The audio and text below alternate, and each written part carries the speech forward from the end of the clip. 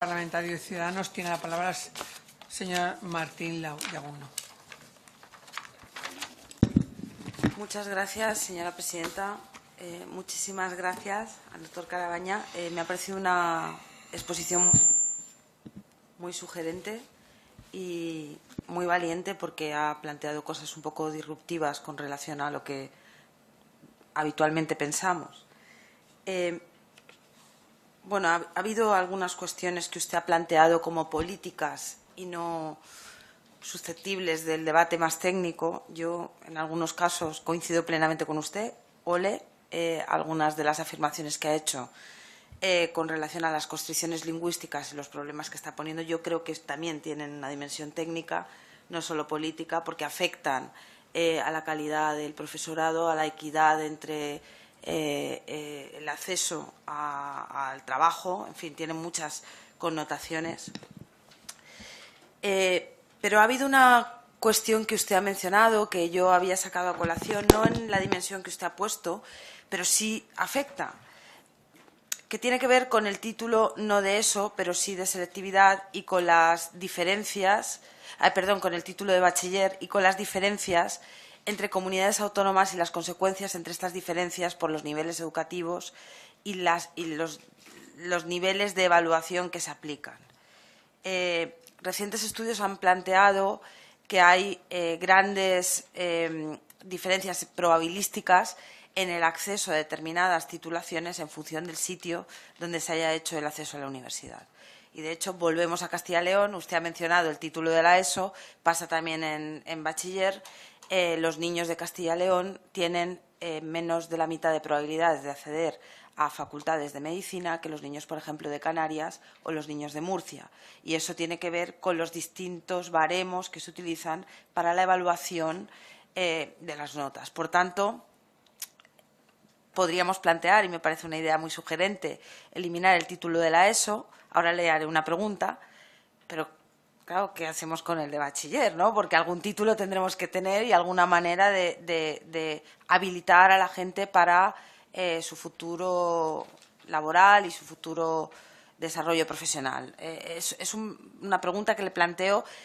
Con el de ESO, usted plantea quitarlo, pero ¿qué hacemos con el resto que también plantean los mismos problemas en abandono escolar temprano y que repercuten ya no en el abandono escolar temprano, pero repercuten en los estudios ulteriores, ¿no? Luego le quería preguntar una cosa, a ver si lo he entendido bien. Eliminar el título de la ESO sería plantear un sistema semejante al modelo británico, con distintos niveles, ¿no? Y con distintas capacidades o posibilidades en virtud de los niveles que fueras adquiriendo. Más o menos, esto yo creo que ha surgido alguna otra vez y bueno, yo creo que es una buena alternativa, no solo por los temas de los indicadores internacionales, sino también porque me parece que daría alternativas de mayor equidad a los niños y a las niñas en este país. Sin embargo, con el tema de la repetición de curso, que nosotros creemos, bueno, sí que es verdad que se ha apuntado, usted ha dicho que no es más cara per se, pero al final sí que supone mayor dispendio porque está más tiempo en el sistema educativo. ¿Qué planteamientos de refuerzo propone usted para que no dejemos a la gente colgada por el camino, ¿no? Porque la repetición no es una salida. ¿Cómo podríamos mejorar los niveles educativos y el conocimiento de los niños y las niñas de una manera más?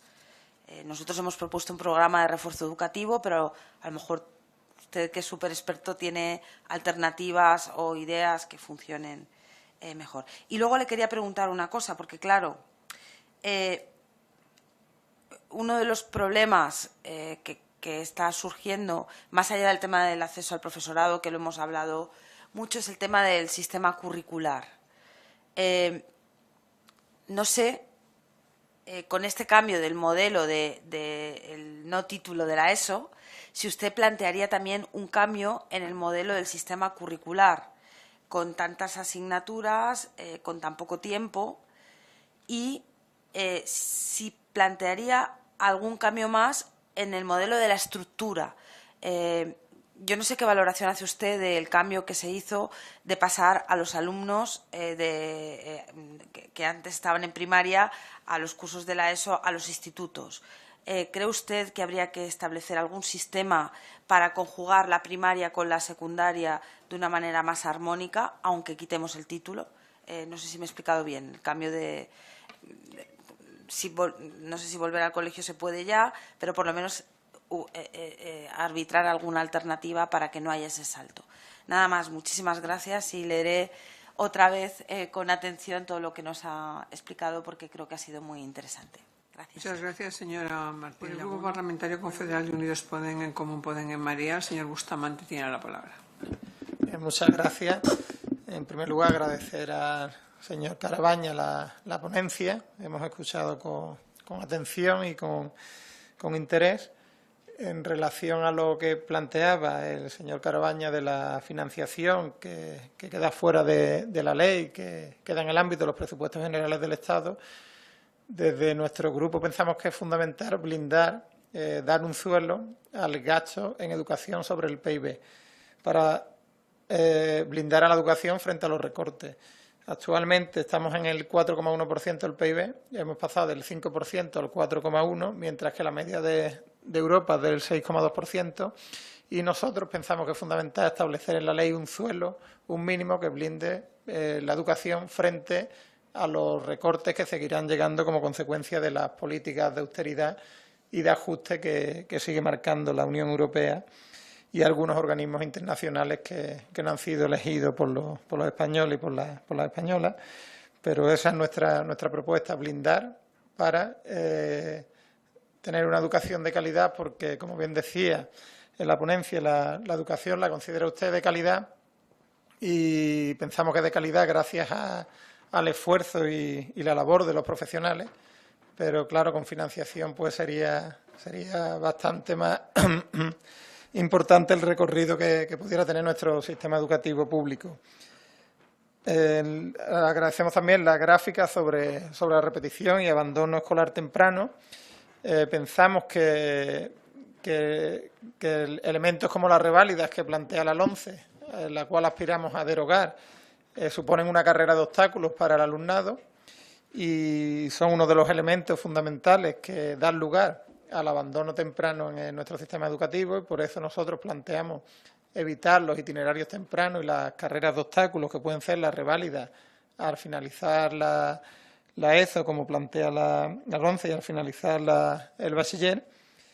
Y en relación a la formación del profesorado, me gustaría preguntarle qué carencia y qué puntos fuertes valora que tienen los docentes en nuestro sistema educativo y, sobre todo, en qué aspectos concretos considera que deberían recibir más formación.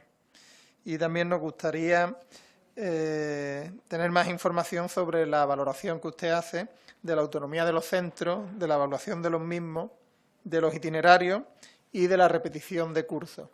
Y en relación a las propuestas, le agradecemos las propuestas que nos plantea, como la de suprimir el título de la ESO, que recogemos y la estudiaremos en el conjunto del Grupo Confederal de Unidos Podemos. Gracias. Gracias, señor Bustamante. Por el Grupo Parlamentario Socialista tiene la palabra el señor Cruz. Gracias, presidenta. Muchas gracias, doctor Carabaña, por su intervención, que puedo asegurarle que me ha resultado muy estimulante y supongo que no revelo ninguna confidencia si cuento que antes de empezar la sesión estábamos evocando situaciones en las que nos conocimos hace décadas y que creo que tienen que ver con lo que le quería decir. Es decir, yo creo que hay una mirada, la mirada que usted dirige sobre la educación, creo que está muy positivamente condicionada, digamos, por el hecho de no ser una mirada estrechamente técnica, sino intentar sobrevolar y hacer un análisis que yo creo que es un análisis quizá metodológico. Es una palabra, me quedo un poco corto para no decir filosófico porque parecería que barro para casa, entonces vamos a llamarle metodológico, pero creo que es muy útil. Entonces quiero destacar un par de cosas. Una, esa referencia que usted ha hecho al regeneracionismo, que, bueno, que en el contexto en que lo hacía alguien podía parecer que era simplemente un comentario simpático, que lo era, pero creo que era efectivamente muy acertada. Es decir, hay una manera de entrar a la valoración de los datos que luego condiciona todo el análisis posterior. Igual que me ha parecido muy interesante y muy pertinente, extremadamente útil, el hecho de que usted ha llamado la atención sobre lo que tiene, digamos, de construcción metodológica la forma en la que valoramos. Usted ha insistido mucho en la cuestión del listón. O sea, ponemos el listón en un cierto punto y a partir de ahí, de ese listón que nosotros mismos hemos colocado, extraemos una serie de conclusiones prácticas como si no fuera con nosotros, como si fuera una cosa natural, ¿no? Entonces, pues como la persona que tiene el mismo nivel de colesterol y un año está feliz porque el médico le ha dicho que está muy bien, al año siguiente tiene el mismo nivel de colesterol y pasa a estar preocupado porque le ha dicho que ese nivel ya no vale, que los estándares han cambiado. Es decir, que un año pensaba que estaba muy sano y al año siguiente le dicen que está severamente enfermo. Entonces, algo de eso hay, ¿no? Hemos cambiado y de ahí, insisto, se desprenden, digamos, prescripciones que tienen consecuencias muy graves. Yo, si usted me lo permite, hoy no ha podido comparecer, no ha podido asistir un portavoz que suele definirse a sí mismo como un escéptico colaborativo, que es el portavoz de Esquerra Republicana. Yo he tenido la sensación de que usted era una especie de escéptico optimista. O sea, escéptico porque, digamos, ha enfriado muchas expectativas habituales, ha deshecho muchos tópicos habituales, como decía hace poco un exministro, ha disuelto muchas ideas recibidas. Y creo que esto es extremadamente útil porque, si no, esas ideas recibidas a veces operan también aquí en el seno de esta subcomisión.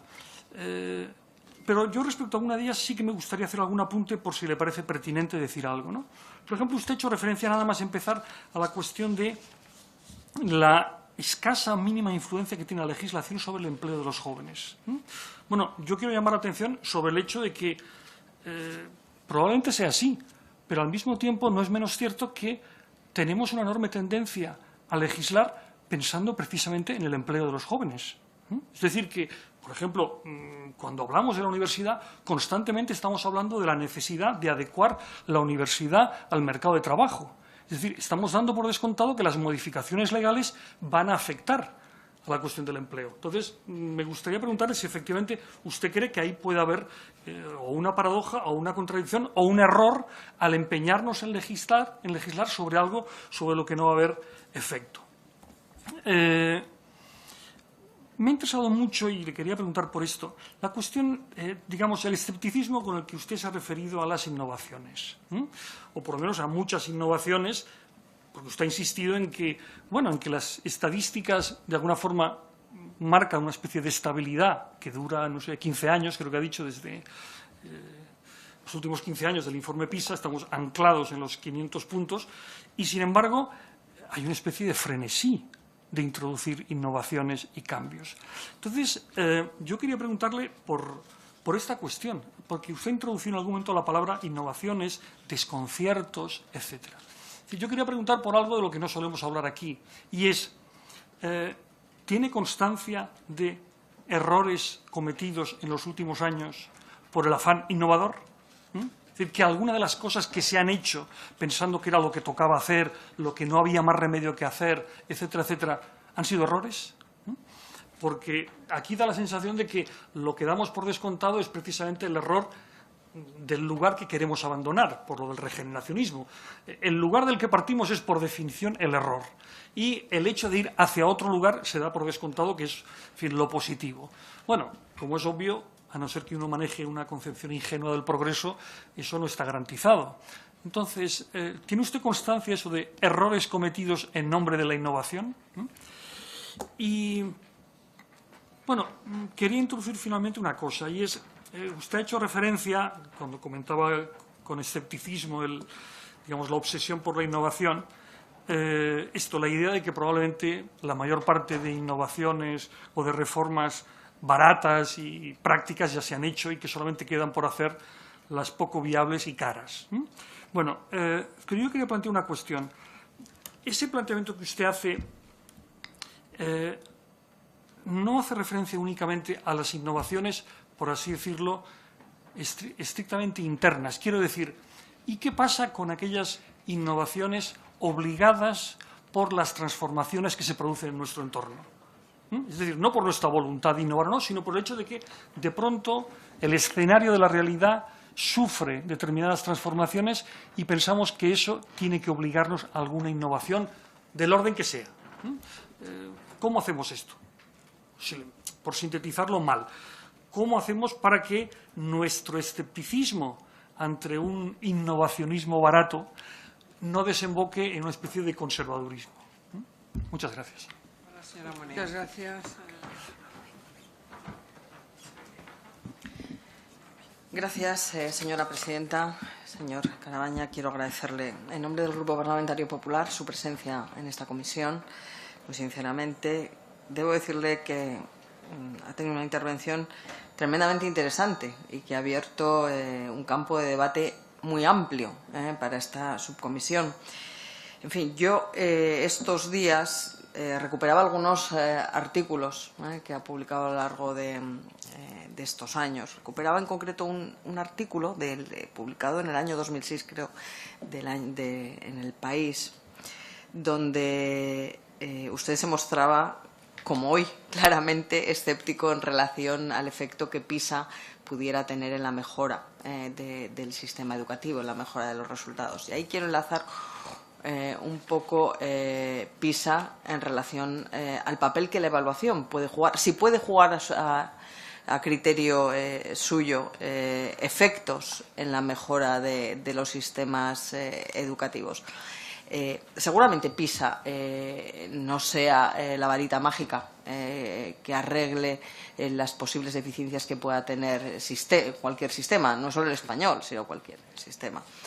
Pero lo cierto es que sí que necesitamos algún tipo, a nuestro juicio, de indicador o de base sobre la que sustentar la mejora del sistema educativo, o lo que nosotros podemos considerar mejora, o con lo que podemos establecer que debe saber o debe conocer un alumno, por ejemplo, en la enseñanza obligatoria. Usted ha hecho referencia a la supresión del título de la ESO. El profesor Tiana, que también ha intervenido en esta comisión, hizo referencia a la misma cuestión, a por qué no copiamos, imitamos, trasladamos, adaptamos, como queramos, un sistema de certificados al finalizar la ESO que acredite lo que ha aprendido cada uno de los alumnos. Pero aunque extendiésemos ese sistema, un tema que podemos evidentemente discutir, que además han adoptado algunos países de nuestro entorno, evidentemente tienen que existir algunos indicadores que establezcan qué es lo que aprende o qué es lo que puede acreditar que ha aprendido cada alumno. Bien, esa es mi pregunta. ¿Cómo lo hacemos? ¿A través de qué tipo de evaluación? Usted dice que quizá el listón hay que establecerlo precisamente en aquellos alumnos medios o bajos, o en lo que puede aprender la generalidad de los alumnos. ¿No sería más estimulante no establecer el listón, pero saber hasta dónde podemos llegar y ayudar a aquellos alumnos con dificultades a que lleguen precisamente ahí? Y si en el caso de que no lleguen, por supuesto, reconocerles cuál ha sido su aprendizaje, su esfuerzo y hasta dónde han llegado. Ha hablado también de los refuerzos. Yo en eso mi grupo está de acuerdo. Efectivamente, los refuerzos o las medidas que tienen que ayudar o permitir avanzar a cada uno de los alumnos son diferentes, porque el alumnado es diferente, es diverso. Hay alumnos con necesidades educativas especiales, hay alumnos con problemas de aprendizaje, hay alumnos a los que les tienen dificultades de adecuarse al entorno. En fin, ¿cómo adoptamos? ¿Qué tipo de refuerzos? ¿Qué tipo de refuerzos y qué tipo, de vías? ¿Desechamos totalmente los itinerarios? ¿Acudimos al modelo comprensivo a lo largo de toda la enseñanza obligatoria? Porque también estas son una de las cuestiones. En fin, del modelo LOCSE al modelo LOE ya hubo un salto importante, clarísimamente, en relación a precisamente la comprensividad o la búsqueda de ciertos itinerarios, de ciertas vías que condujesen al mismo título. Me gustaría conocer su opinión al respecto. Y hay una cuestión que nos ha puesto encima de la mesa y que a mi grupo también le preocupa. en fin, las diferencias existentes que también hacía referencia usted en este artículo, entre comunidades autónomas, entre centros, dificultades del profesorado y de las propias familias a lo largo de la movilidad. Bueno, ¿cómo resolvemos esa cuestión? Las evaluaciones, los títulos a los que usted evidentemente le reconoce legitimidad al Estado, porque así lo reconoce la propia Constitución española. Bueno, evidentemente el Estado tiene que reservar esas competencias. ¿Cómo establecemos esos criterios a los que debe responder todo alumno a la hora de la obtención del título? Y si el Estado, ¿cómo debe hacerlo el Estado para garantizar esa igualdad de oportunidades? Y en relación al MIR educativo, mire, nosotros hemos hecho una apuesta y vamos a hacer una apuesta que esperemos consensuar con la mayoría de grupos de esta Cámara en relación al MIR educativo. Nosotros creemos que tenemos muy buen profesorado en España, pero que no le estamos dando ni la formación necesaria ni la igualdad de oportunidades necesaria, y que existen muchísimas diferencias entre comunidades autónomas que no garantizan esa igualdad en el acceso conforme a mérito y capacidad. Y que eso también lo podemos resolver no solo con el MIR educativo, sino que también podemos romper las diferencias que puedan existir en relación a centros privados, centros públicos y centros concertados o centros privados. Si se establece un único sistema de acceso, si el Estado tutela la formación y las prácticas de ese profesorado, habremos roto esas diferencias y no crearemos una enseñanza de primera en relación al profesorado de segunda o de tercera división. Yo creo que esta es una de las cuestiones más importantes que tenemos que resolver en este pacto y me gustaría conocer su opinión al respecto. Muchas gracias. Para contestar las cuestiones tenemos hasta y media que llega el siguiente compareciente. Bueno, muchas gracias por... las intentaré contestar por orden. Entonces, la primera probablemente es la que ha detectado un agujero más grande, un hoyo muy grande en mi intervención, y es lo de bachiller y acceso a la universidad. Si yo hubiera dicho algo, hubiera propuesto algo para el bachiller y el acceso a la universidad, hubiera propuesto, desde luego, en línea con lo que he dicho, tender a disminuir y a evitar la fragmentación de los sistemas educativos, garantizar la igualdad de todos los alumnos ante el acceso a la universidad, y por lo tanto yo pienso que la ley tiene la obligación, y se debe consensuar esa obligación, de establecer que los requisitos del título de bachiller sean los mismos en toda España y que los requisitos de acceso a la universidad sean los mismos de toda España, y de que todo alumno pueda ejercer realmente el derecho a matricularse en la universidad de su elección.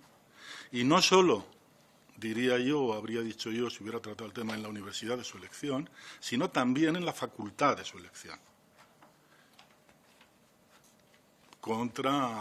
Corrigiendo lo que, a mi entender, fue un error, aunque no se debió al afán de innovación, en la LRU, que permitió el establecimiento de notas de corte, sistema que se ha aclimatado y se ha casi naturalizado desde entonces, que a mí me parece un nefasto,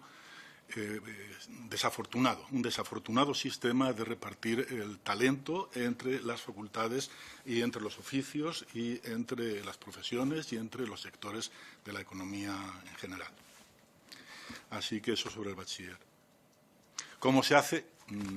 Pues hay dos maneras, a mi entender, que una es hacer un examen general, que es la manera, digamos, fuerte, y es muy difícil de llevar a la práctica, porque si se quiere hacer un examen único y general, se acaba haciendo no un examen de contenidos, no un examen de conocimientos, sino un examen de generalidades, como el SAT norteamericano, que acaba siendo un test en realidad de capacidad o de aptitud, y premia a los alumnos que no trabajan, sino a aquellos que son naturalmente, cultivadamente, da igual por qué, más inteligentes. Eso es muy importante. Es decir, que hay que mantener los ejercicios de literatura, física, química, etcétera, etcétera, pero entonces no pueden ser uniformes. Y hay que confiar en que hay una cierta diversidad, como la ahora hay, cuando se ponen los ejercicios y los tribunales. Una medida que a mí se me ocurre de homogeneizar sin examinar a todo el mundo y que creo que no es difícil y que está en línea también con los ingleses es establecer comisiones de examen a las que la gente se puede presentar voluntariamente, caso de que no esté conforme con los resultados que ha obtenido del examen local. Valdría para la ESO. Es decir, si algún alumno de cualquier parte de España piensa que en otra parte de España, con lo mismo que él sabe, se está permitiendo, he quitado ya el título, ¿de acuerdo? He quitado ya el título. Se está permitiendo que la gente ingrese en bachiller y a él en su comunidad autónoma se le dice que no tiene nivel suficiente, puede reclamar un examen que el Estado garantice. No tiene por qué ser el Estado en principio, puede ser primero su comunidad autónoma, pero al final tiene que ser el Estado. Cuando haya problemas entre comunidades autónomas, el Estado garantice que hay un listón. Es algo así como el patrón oro que se guarda en la Oficina de Pesas y Medidas de París. Es decir, se supone que los metros de los comerciantes locales se van degenerando, unos van alargando y otros encogiendo, pero quien tiene dudas y protesta, existe en la legislación actual la posibilidad de reclamar un sistema oficial de pesas y medidas. Bueno, pues una cosa así. No creo que fuera muy costoso, no implica la organización de un examen general para todos los niños por parte del Estado todas las veces, que yo creo que es logísticamente incluso excesivo y puede servir al efecto. En el sistema británico no se repite. Y esto que he dicho se parece al sistema británico. Se pueden también copiar rasgos del sistema francés para la parte de orientación que implica o del alemán, que implica una negociación entre las familias y los profesores. No creo que tu niño deba ir a bachillerato, dicen en Alemania o dicen en Francia. ¿Cómo dice usted que no? Dicen los padres. Y van y negocian duramente con los profesores y con el claustro. A mí no es un sistema que me guste mucho. Prefiero, aunque es el que tenemos aquí implantado realmente, por todas las cosas porque da lugar a una gran diversidad sobre la capacidad de influencia de los padres. Los padres que son capaces de influir sobre los profesores consiguen lo que no consiguen los que no son capaces de influir sobre los profesores. El británico, la cosa es que se hace en Gran Bretaña de tener un sistema que los puede tomar cualquiera, eso es importante. No necesariamente hay que esperar a que haya pasado 2 años, a los 18 o a los 19 años. No tenemos que hacer nada, es que en realidad existe. Es decir, se trata de los sistemas de acceso que hay para mayores, se les amplían a los menores y se acabó. Quien no esté contento con la nota que le han dado puede demostrar mediante el examen de adultos que puede ingresar en donde quiera ingresar. Y ya está. Es bastante simple y de hecho lo tenemos establecido. Repetición. Yo no creo que la ley pueda influir mucho, puede decir se harán programas de refuerzo, pero no creo que pueda influir mucho luego sobre la ejecución, y ya está dicho. Es decir, que todos los programas de refuerzo, las recuperaciones durante el verano están previstas en la Ley General de Educación, los programas de refuerzo los hemos intentado muchas veces. Es una cuestión de política, se pueden dotar más o menos. Funcionan en la medida en que los alumnos resisten. Porque, claro, si saco 4 y sé que por sacar 4 me tienen todo el verano estudiando, claro, eso supone un estímulo para no sacarlo. Pero una vez que lo he sacado, pues es bastante... Es decir, la capacidad de resistencia y la respuesta a los programas probablemente vaya disminuyendo. Yo no soy partidario ni siquiera de programas de refuerzo, más que en casos extremos. Soy partidario, repito, de esfuerzo igual a todos los alumnos. Que repites, bueno, si has estimado que vas a estar mejor repitiendo, repites. Si no repites, vas con retraso y no vas a hacer matemáticas A o inglés A, vas a hacer inglés B o inglés C. Es tu nivel. Vas a ir junto con los otros alumnos, pero vamos a diferenciar las enseñanzas, no sé bien cómo, desdoblando grupos. Es una cuestión interna, no creo que la legislación pueda entrar en eso. Digo interna, quiero decir de organización del centro y probablemente como mucho de las comunidades autónomas.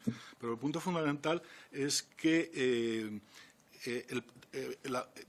se debe plantear, a mi entender, de un modo general, como hasta qué punto yo puedo forzar a trabajar más a los alumnos que van más despacio.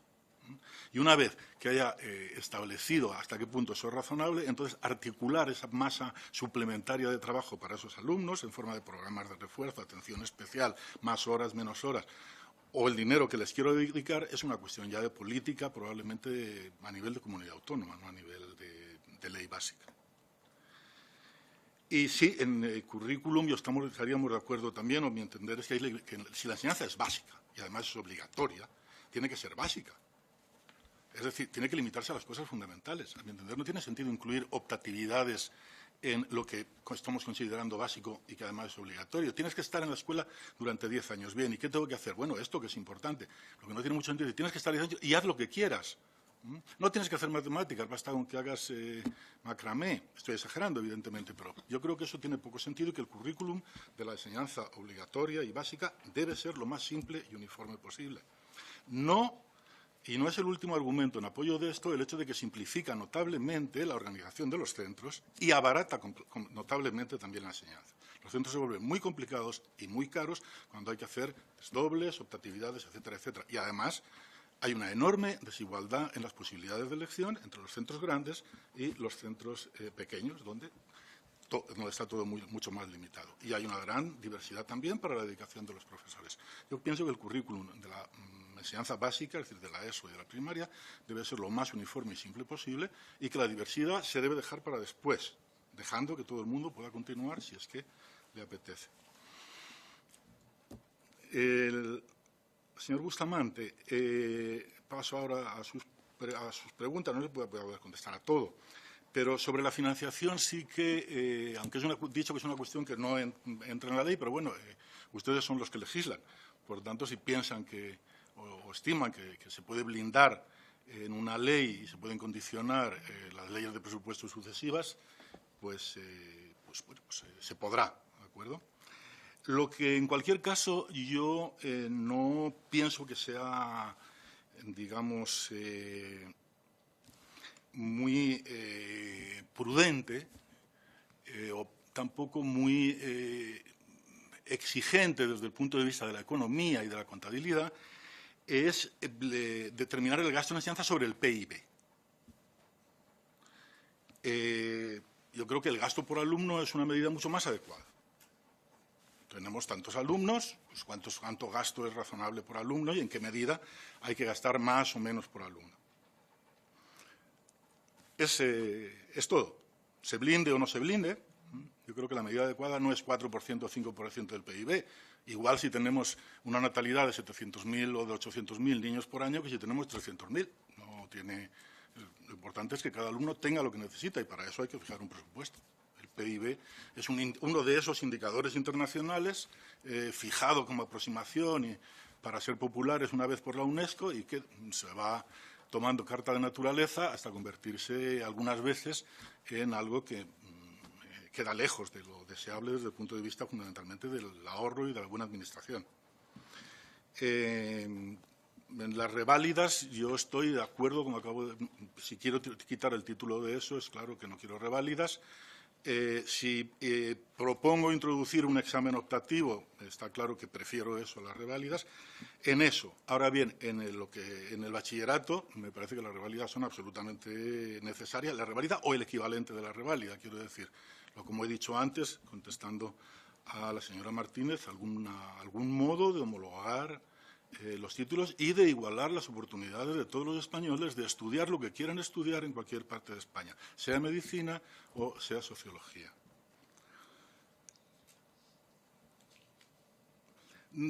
No puedo decirle nada sobre las carencias y los puntos fuertes del profesorado. Y mire que lo siento mucho porque enseño en la Facultad de Educación y me llevo 25 años haciéndolos. No tengo datos y además le digo, no creo que nadie los tenga. Lo poco que se sabe por el programa TALIS, repito, dice que ni muchas carencias ni falta de carencias.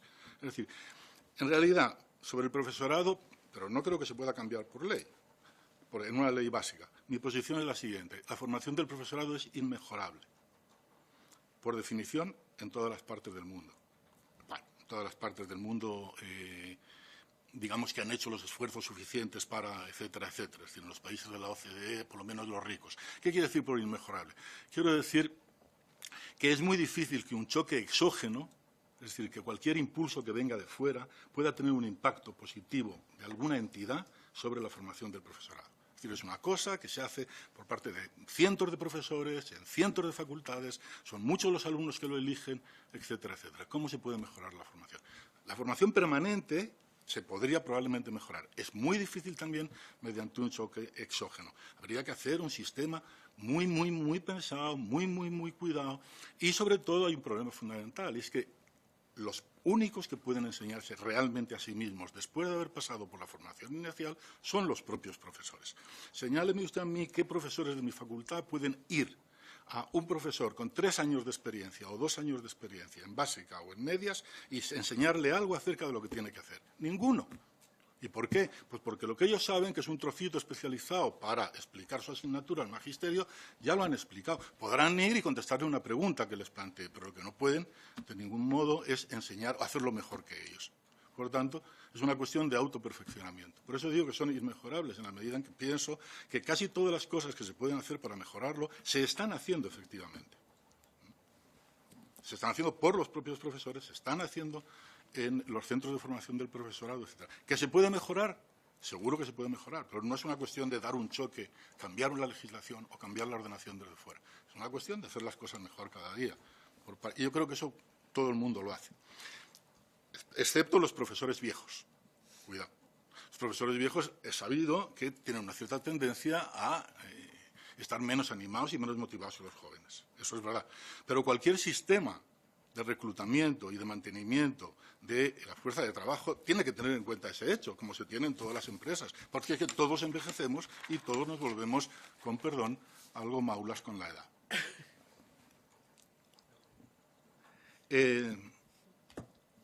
¿Puedo yo...? Sí, el escepticismo optimista, señor Cruz, es una buena manera de... Se lo agradezco además, porque es una cosa que yo me pongo aquí y parece amable. Soy un escéptico optimista, está bien.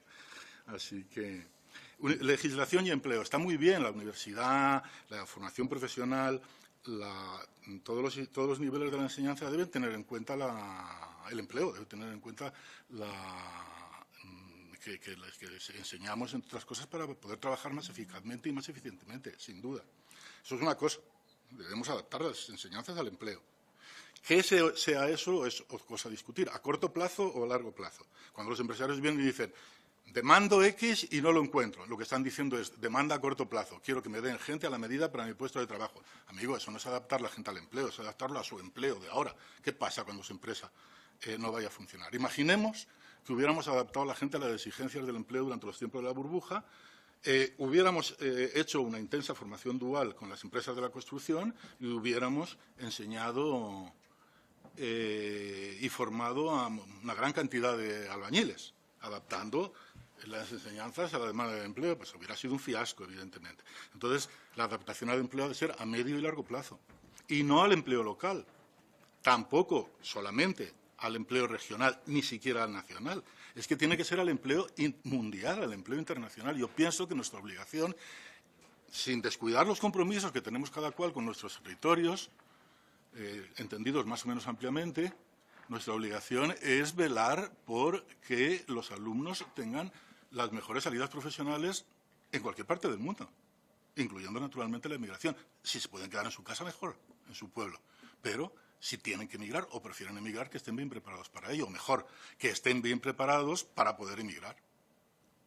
Eso yo creo que es fundamental. De manera que, ahora, sobre la cantidad de empleo que se ofrece, sobre eso tenemos verdaderamente poca influencia. No quiere decir que no tenemos ninguna, ¿vale? La competencia por el capital internacional, que es el determinante fundamental actualmente de la generación de empleo, depende en buena medida de que se ofrezca fuerza, que el trabajo sea eficiente y los salarios sean bajos. Así es irremediablemente. Lo cual significa que me estoy metiendo en camisas de 11 varas, Presidenta, ¿verdad? Y además paso un minuto. Podría poner algunos ejemplos de errores por afán innovador, pero puesto que la pauta, es decir, la conciencia habitual es que todo lo que se hizo mal, todo lo que se hizo en el pasado estuvo mal y que hay que volver a reformar, pues entonces, ¿para qué voy a ponerme a enumerar? Pero si quiere uno es Bolonia, yo creo que era perfectamente innecesario, y otro es lo que acabo de decir, voy a repetirlo, la decisión de la LOCSE de dignificar la formación profesional, impidiendo o prohibiendo el acceso a la gente que no tuviera el título. Yo preferí siempre el sistema de la Ley General de Educación, donde todo el mundo estaba obligado a ir a formación profesional. Mejor o peor, yo eso lo critiqué. Hombre, todo el mundo formación profesional quizás sea excesivo, pero es mejor que decir que una parte que ha resultado ser una tercera parte, sin que los legisladores lo pudieran prever, tenga prohibido el acceso. Innovaciones exógenas, debemos adaptarlos a ellas, claro está. Lo que pasa es que es justo una ley con vocación de pacto estable es el instrumento, digamos, no es el instrumento más adecuado para adaptarse a los choques exógenos. Para eso está la política. La ley debe fijar un marco y si quiere ser estable, pues debe dejar que la adaptación a los choques exógenos momentáneos pues sea cuestión de año a año, de política, de elecciones, etcétera, etcétera. No una cuestión que queda al margen de la discusión política. Sandra Moneo, con usted termino. El Estado debe evaluar, eso yo lo he dicho claramente, pero la verdad es que estamos evaluando todo el rato. La enseñanza y las escuelas son el reino de evaluación, no paramos de evaluar. Yo creo que limitar evaluación a las pruebas objetivas que pueda aplicar el Estado no es buena idea. No es buena idea porque esas pruebas objetivas no miden realmente lo que hacen las escuelas. En PISA, vuelvo a repetirlo, PISA mismo dice que mide todo lo que el niño es capaz, todas las competencias que el individuo es capaz de adquirir a lo largo de su vida. No es bueno atribuir a las escuelas. Las evaluaciones de lo que se hace en las escuelas deben ser los exámenes. Y el Estado debe controlar los exámenes. Y eso hay muchos procedimientos de hacerlo, inspección y el que he dicho de exámenes optativos a los que no se pueda presentar en caso de que no esté conforme con el sistema de pesas y medidas que se le aplica. Eso sobre evaluación, básicamente. Ya he dicho que, en efecto, currículum básico con los menos itinerarios posibles, distinguiendo ABC. Con Tiana yo estaría de acuerdo en eso, sin necesidad de copiar el modelo inglés porque ya lo están cambiando. Están quitando la A con asterisco, B, C, D, I y F. ¿Y por qué lo están sustituyendo? Por una puntuación del 1 al 9. Así que ni los ingleses son ya ingleses. Solo falta que tomen del 1 al 10. Eso están haciendo ahora. La diferencia entre comunidad autónoma yo creo que ya le he contestado. Y sobre el MIR, una palabra de escepticismo, no veo cómo el Estado puede tutelar las prácticas. El Estado, en toda España. A mí no me parecería mal, pero es que lo veo inviable. Exigir como requisito para que me contraten en una escuela privada el haber pasado satisfactoriamente 1, 2 o 3 años de prácticas controladas por el Estado. No me parece mal, me parece legítimo, pero impracticable. Y muchas gracias a todos, en particular a la presidenta que me ha dejado pasarme del tiempo. Muchas gracias, doctor.